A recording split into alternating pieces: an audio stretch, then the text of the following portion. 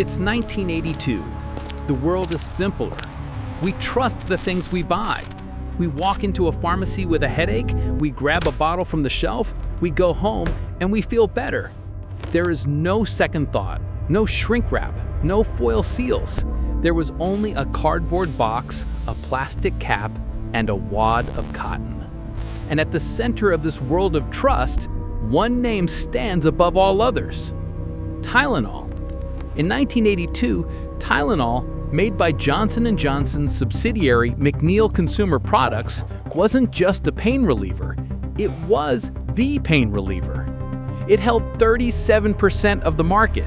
It was the brand doctors recommended, the one parents gave their children. It was a staple in medicine cabinets across America. It was safe. It was reliable.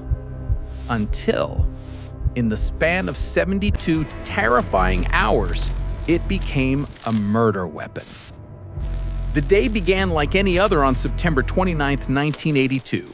In Elk Grove Village, a suburb of Chicago, 12-year-old Mary Kellerman woke up with a sore throat and a runny nose, the first signs of a common cold. Her parents, Dennis and Gina Kellerman, did what any loving parent would do. They gave her one extra-strength Tylenol capsule. Mary went into the bathroom. Moments later, she collapsed on the floor. Her parents, frantic, called paramedics. They rushed her to the hospital, but it was too late. Mary Kellerman was pronounced dead. The doctors were baffled. A sudden, catastrophic event. They initially suspected a stroke, a tragic, unexplainable anomaly. No one could know that this was just the beginning.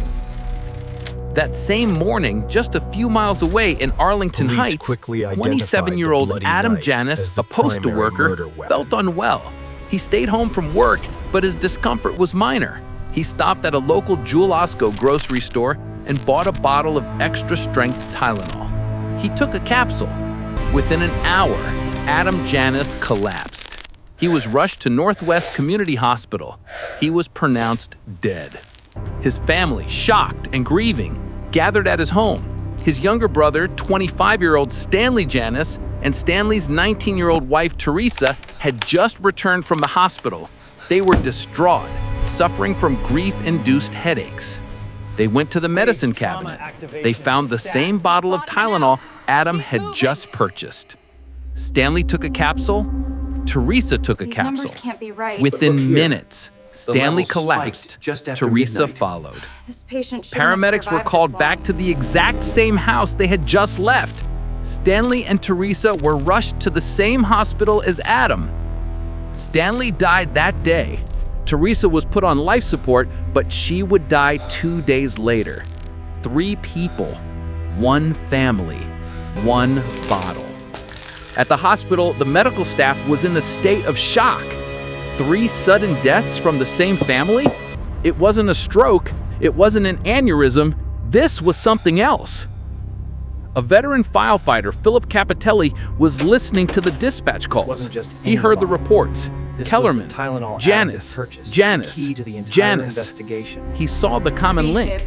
He remembered seeing a Tylenol bottle on the counter at the Janis home. He made a call. Did the girl this morning, Kellerman, did she take Tylenol? The answer was yes. A chilling realization washed over the first responders. An alert was broadcast across the police radio. Do not, I repeat, do not take Tylenol. The bottles from both homes were collected and sent for testing. The results came back before the end of the day. The capsules weren't filled with acetaminophen. They were packed with potassium cyanide. The pills contained enough poison to kill a human being 10,000 times over. This wasn't an accident at the factory. This was terrorism, a faceless, random, chemical attack on the American public. And the weapon was already in millions of homes. The news spread faster than any virus. Panic erupted. Imagine hearing that. Imagine looking in your own medicine cabinet and seeing that iconic red and white bottle staring back at you. A bottle you trusted. A bottle that was now a potential bomb. In Chicago, police cars drove through neighborhoods using loudspeakers to blast a warning: do not consume Tylenol. People flooded emergency rooms, terrified they had been poisoned. Poison control centers were inundated with over 7,000 calls. People didn't just throw their Tylenol away. They flushed it down toilets. They buried it. They called the bomb squad. The city was in the grip of mass hysteria. And the body count wasn't finished. The poisoner, it seemed, had been busy. The victims weren't confined to one town. The killer had moved. Started in Winfield, Illinois, 27-year-old Mary Reiner, who had just given birth to her fourth child, was recovering in the hospital. She was given Tylenol for the pain. She died. In Lombard, Illinois, 31-year-old mother of two, Mary McFarland, was at work. She had a headache. She took Tylenol from a bottle in the office. She died. The final victim was 35-year-old Paula Prince, the United Airlines flight attendant. She was found in her Chicago apartment. On her bathroom counter, an open bottle of extra-strength Tylenol. The receipt showed she had bought it from a Walgreens just blocks away. 7 people, dead, chosen completely at random. Investigators quickly pieced together the horrifying methodology. This wasn't a single-store contamination. The poison bottles were found in at least 6 different stores, pharmacies, and grocery stores across the Chicago metro area. The killer's plan was diabolical in its simplicity. They would enter a store, buy a bottle of extra-strength Tylenol, take it home, or perhaps to a nearby car, carefully pull apart the 2 halves of the gelatin capsule, dump the acetaminophen, replace it with cyanide, then carefully slide the capsule back together and place it back in the bottle with the other untouched capsules. Then they would simply walk into another store, place the poison bottle back on the shelf, and walk away, waiting. They had turned America's most trusted product into a game of Russian roulette. The reaction from Johnson & Johnson was swift and decisive.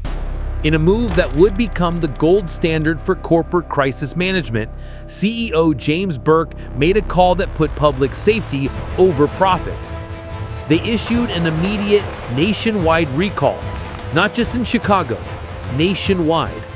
31 million bottles, $100 million in product pulled from the shelves. The company released national warnings, set up emergency hotlines, and offered to replace every single bottle, questions asked. They were transparent, they were accountable, and in doing so, they saved their company. But they couldn't save the 7 victims, and they couldn't catch the killer. This was one of the largest manhunts in American history. A multi-agency task force was assembled with over 100 investigators from the FBI and Illinois police. They had thousands of leads, but no clear direction. Not there. How do you find a ghost? The killer left no fingerprints, no witnesses. The only evidence was the cyanide itself. And then they got a break, or so they thought. A week after the murders, Johnson & Johnson received a letter. It was postmarked from New York City. The letter was a simple, chilling demand. Pay $1 million if you want to stop the killing. The letter was traced to a man named James Lewis. Lewis was not your average criminal. He was intelligent, arrogant, and had a dark history. He had been a tax accountant in Kansas City, but fled after being charged with the brutal, unsolved 1978 dismemberment murder of one of his elderly clients. He was later acquitted of that murder on a technicality, but the suspicion always lingered. By 1982, he and his wife Leanne were living in New York under assumed names. The task force launched a nationwide manhunt for James Lewis. He was, for a time, the most wanted man in America. The FBI finally tracked him down in a New York City library in December 1982. They had their man. This had to be the Tylenol killer. But Lewis immediately complicated things. He admitted to writing the extortion letter. He freely admitted he was trying to capitalize on the tragedy, to extort money from a company in crisis. But he vehemently and consistently denied having anything to do with the murders themselves. He claimed he was just an opportunist, a scoundrel, as the press would call him. And here is where the case takes one of its most bizarre turns. While in custody, James Lewis, the man charged with extortion, the prime suspect for 7 murders, decided to help. He sat down with investigators and with chilling detachment began to draw diagrams. The letter is He sketched out step by step exactly how the killer could have done it. He explained how they might have bought the capsules, how they would have used a small tool to open them without damage, how they would have filled them with cyanide, and how they would have placed them back on the shelves in different stores to maximize the panic. He was, in effect, providing a how-to guide for the very crime he was suspected of committing. Was this a confession? Was this the act of a sociopathic narcissist bragging about his work, hiding in plain sight? Or was he, as his defense claimed, simply a disturbed man trying to assist the investigation to gain favor? The FBI was convinced he was the killer. The lead prosecutor, Jeremy Margolis, said, "I am as certain as I can be that James Lewis is the Tylenol killer." But they had a problem, a big one. There was zero physical evidence linking Lewis to Chicago at the time of the murders. No fingerprints on the bottles, no witnesses placing him in any of the stores. All they had was the letter, which he admitted to writing, from New York, after the killings. They couldn't charge him with murder. They could only charge him with extortion. James Lewis was convicted of extortion and sentenced to 20 years in federal prison. He served 13 and was released on parole in 1995. But the shadow of the 7 murders followed him. With Lewis in prison, the case should have felt solved. But for many investigators, the doubt lingered.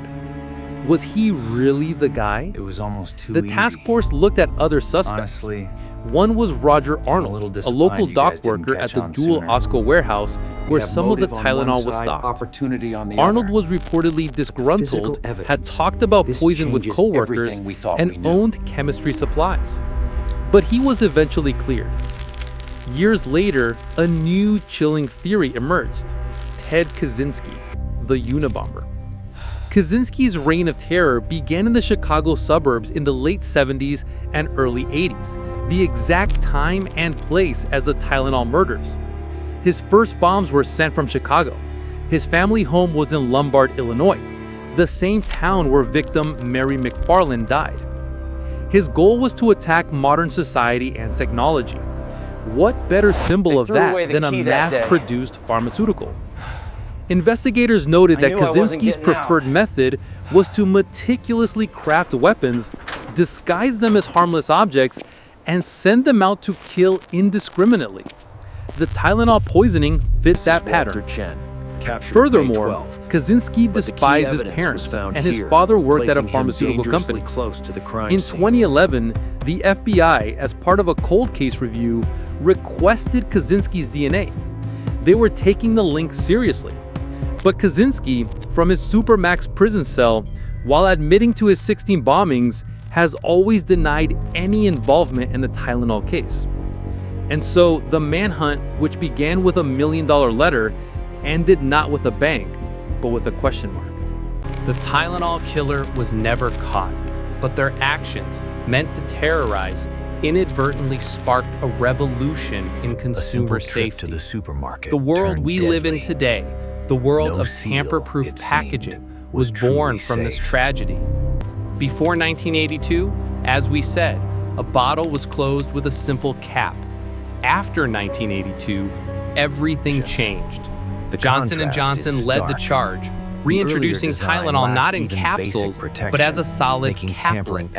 And the packaging, it became a fortress. First came the glued cardboard box, so you could tell if it had been opened. Then, a plastic neck seal. And finally, the most important invention, the foil induction seal. That small silver disc of foil that you have to puncture every time you open a new bottle of pills, peanut butter, or juice. That seal is the legacy of Mary Kellerman, of Adam Stanley and Teresa Janus, of Mary Rayner, Mary McFarland, and Paula Prince. Congress moved just as fast. In 1983, they passed what became known as the Tylenol Bill. For the first time, product tampering was a federal crime. Johnson & Johnson's recovery was remarkable. By handling the crisis with honesty and putting the customer first, they regained nearly all of their market share within 2 years. Their response is still taught in business schools as the absolute pinnacle of crisis management. But the idea of tampering was now loose in the world. The act of a copycat was inevitable. In 1986, a woman in Washington state, Stella Nickel, poisoned her husband with cyanide-laced Excedrin capsules to collect his life insurance. To cover her tracks, she placed more poison bottles on store shelves, killing a second, innocent victim, The shocking Sue discovery Snow. that Tylenol capsules Nickel tried to were laced blame with it on a cyanide Tylenol-style has now random resulted in a killer, nationwide but warning. investigators found her purchase of algae poison, and unlike the Tylenol case, they found her fingerprints. She was convicted and sentenced to 90 years. The Tylenol case remains open. In 2009, the FBI reopened the investigation, raiding the home of James Lewis in Massachusetts. They seized computers and boxes of files. In 2011, as part of a new push, they collected DNA from both Lewis and Ted Kaczynski. The DNA from the original 1982 bottles was tested using modern advanced techniques, but the results were inconclusive. No definitive match. Ted Kaczynski died in prison in 2023. James Lewis, after serving his time for extortion, lived a quiet, reclusive life. He always maintained his innocence in the murders, portraying himself as a victim of a media witch hunt. He died of natural causes just last year, in July of 2023. But which one If he was the killer, he took the secret to his grave. We are left with a terrifying shadow. A killer who held a nation hostage, who murdered 7 innocent people for no reason we can understand. A killer who, in all likelihood, got away with it. They may have died of old age, watching the world change from the comfort of their home, knowing they were responsible. The Tylenol murders forced us to lose our innocence. We were forced to accept that the simplest things, the things we trust every day, could be turned against us. And every time you open a bottle and your thumb presses through that small foil seal, you are touching the ghost of a crime that 40 years later remains chillingly, frustratingly unsolved.